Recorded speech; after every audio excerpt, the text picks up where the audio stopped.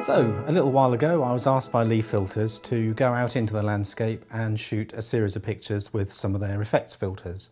Now these are a series of filters which are designed to enhance natural features in the landscape, such as sunrise colours, sunset colours, the tints on autumn leaves and so on.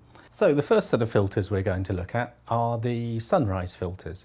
These consist of a mahogany grad, a straw grad and a straw stripe. This is the scene that I was photographing. It's the River Frome at Wareham in Dorset on a lovely misty morning. But as you can see, there wasn't a huge amount of sunset colour. There's just a hint of colour there in the sky, but it's not very strong, not very dramatic. So what I wanted to do was enhance that and try to bring it out a little bit. So the first attempt I had was shooting with the straw grad, which, as you can see, has warmed up the sky quite nicely.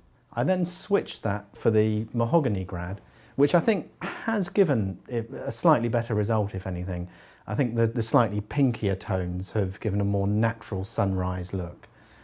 The next filter was the straw stripe, which was probably the least successful of the three, in that it's a little bit yellow rather than pink, and you can see the blue above the yellow there, so it doesn't necessarily look too natural, too much like a sunrise. Now with all of the filters, the problem I found was that with a river scene here, you've got nice colour in the sky, but nothing reflected here, which kind of is a bit of a giveaway in terms of showing the fact that you've used filters rather than it's a natural effect. So what I did was combine two filters. I put a mahogany grad across the top just to warm up the sky, and then to give a bit of reflected colour, I pulled a straw grad up from the bottom. So you can see there that you've got colour both in the sky and in the water as well. And it looks really natural. The colours are quite subtle, they're enhanced from what was really there, but they look believable. I then tried the same thing using the straw stripe, and although it looks good, I think it doesn't look quite as good as using the straw grad over the whole bottom of the frame. You can see you've got nice colour here in the middle, but then that sort of fades away to a desaturated area here, whereas I think the previous shot was showing a much better sort of reflected effect. A couple of things worth bearing in mind with these filters is that they can't actually add something that's not there. Really what you're trying to do is actually enhance the natural look of the sunrise. So if you've got a little bit of colour but it's not particularly strong, then you can use one of these filters or a combination of the filters to enhance the natural colour. Which one works best depends entirely on the situation. So if you have a nice pinky sunrise, then the mahogany grad will probably be the best bet for enhancing that. With a more orangey yellow colour, then the straw grad will probably work best. In situations where you've got an open horizon, perhaps a seascape, then the stripe is the one to go for, as that will enhance the sort of natural glow that you get right over the horizon there. Whereas with a more rural landscape, such as the one I'm shooting here, the grads are your best bet.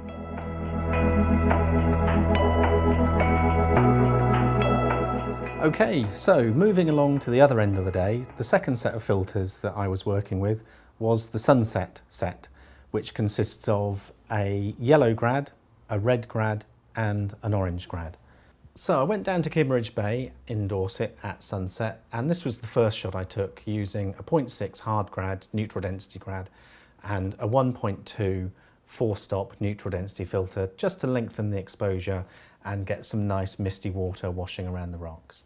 Now, as you can see, there was some sunset colour there, but it's not particularly dramatic, and I wanted to try to enhance that natural colour.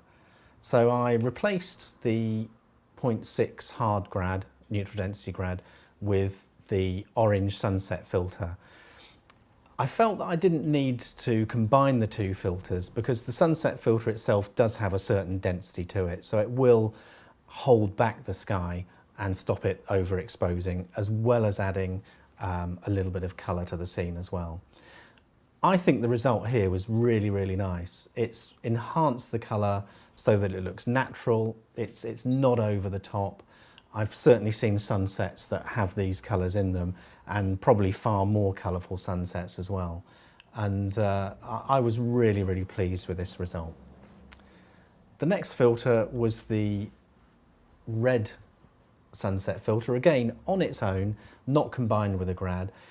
And although it gives a reasonable result, I thought the colour was perhaps a little bit too strong for the scene. It doesn't look natural enough here. And without the reflections off the wet rocks to show that the colour was actually there in the sky, it probably doesn't work quite so well. The red grad does actually work well in the right scene, in the right situation, however. So if you've got a slightly stronger sunset with nice pinky colours, then that red sunset filter will work quite well. Moving on to another scene, this was Swanage Pier at sunset, and this is the hut at the end of the pier. The sky, as you can see, is a little bit blue and cold. I did really like this scene, but I wondered if it was possible just to enhance that natural warm colour here, as well as introduce a little bit of warmth into the sky. So what I did was I added a yellow filter this time, and as you can see, it's delivered a really good result. I think this looks very, very natural. It's warmed the sky up a little bit, so it's not quite so cool and uninviting, and it's also just warmed up and enhanced the colour on the hut as well. So I was really pleased with that. So this is an example where the yellow filter, the yellow sunset filter, worked really, really well. Just to show you that you don't necessarily have to use the filters to enhance skies, I took a trip down to Durdledore, and Durdledore is well known at certain times of year for getting a lovely warm glow on the cliffs at sunset. Unfortunately, that didn't happen on this particular evening, as you can see. There was quite a nice sky, blue sky with some interesting cloud up there, and I used a polarizer just to enhance that and bring out those clouds. So by adding an orange filter, I was able to give the impression that we had those colours there actually in the scene. So I pulled the grad down to just below the horizon there, so that it warmed up the rocks and just the top of the beach there, as well as the clouds sitting above Durdledore. And again, I think the orange filter gave a really good result there. It all looks, to me, pretty natural.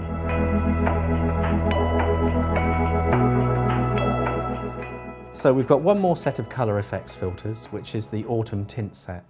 There are 3 filters in this set, all graduated, and they are the chocolate, the tobacco, everyone's favourite 1980s filter, and the coral grad.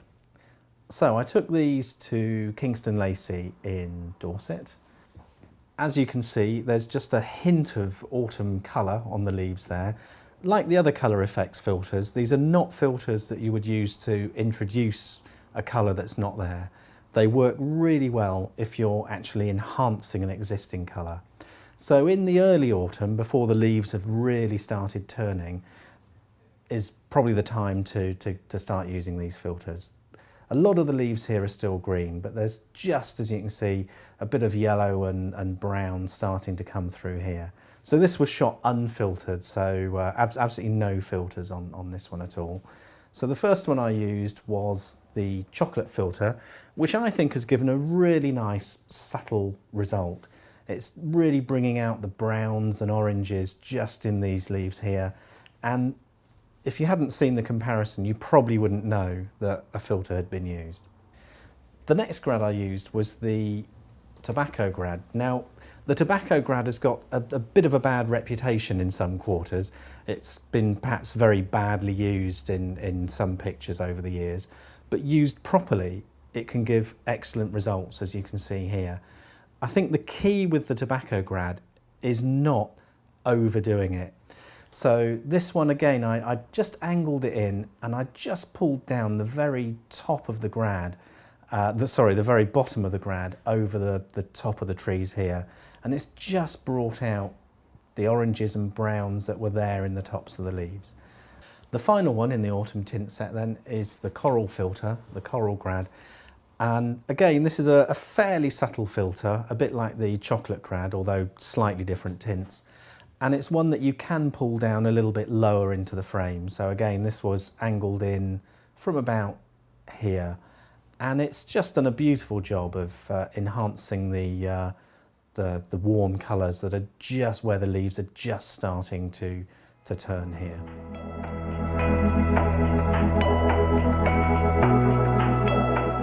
So the last set of effects filters are not colour filters, but they are mist filters. So we've got two filters here, the Mist Stripe and the Mist Grad. So starting with the Grad, took myself down to Micheldever Woods in Hampshire for the bluebells earlier this year. And as you can see, it was a fantastic display of flowers. They really were looking nice, and there was some lovely lights streaming in from the side. But perhaps not as atmospheric as it could have been. So just pulling a mist grad over the scene added just the effect of a little bit of haze there, which I think looks pretty natural. It's certainly not unbelievable. Moving on to the Mist Stripe. Here we are at Salisbury Cathedral, just looking at it from across the water meadows. Quite a nice morning. But again, just perhaps lacking a little bit of atmosphere. There's some nice colour in the sky, but you quite often get a bit of mist over the water meadows at Salisbury. Unfortunately, not this particular morning. So I had to go with the Mist Stripe. Now, this is an interesting filter because it allows you to get the effect of a sort of a low-lying mist, the kind of thing you get over water or floodplains like we've got here. So you can see you've got the effect here of a low mist over the water meadows with the tops of the trees and the spire of the cathedral just rising above the mist there. One of the things to remember with the Mist Stripe in particular, but in fact both filters, is that you don't want too much depth of field. If you've got too much depth of field, then you'll actually see the filter itself rather than the effects of the filter. After Salisbury, I whizzed off to Lake Bled in Slovenia to have a play with the mist filters. Lake Bled is a fantastic location, especially you know, in the spring and the autumn when you get a sprinkling of snow on the mountains in the background. It's a great sunrise location, and you've got the church on the island in the middle of the lake. You see a lot of shots of it in the mist. Again, I was a bit unlucky in that we didn't have any mist there the morning that I was shooting.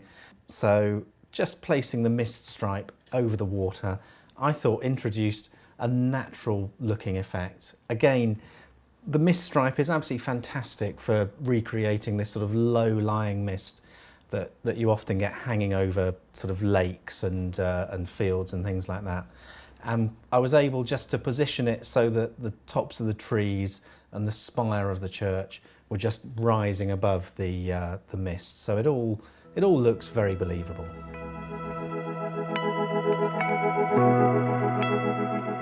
Why create these effects with filters rather than do it all in post-production? For me, there are two reasons. The first one is that I'd rather get things right in camera. It's just that much more satisfying. And secondly, as a working professional, it's just far more efficient. I'd rather be spending my time in the field taking photos than spending hours sitting in front of the computer sorting things out in post-production. So in summary, I've really enjoyed using these filters, and I would have to say that used correctly, they're capable of giving very natural and subtle results.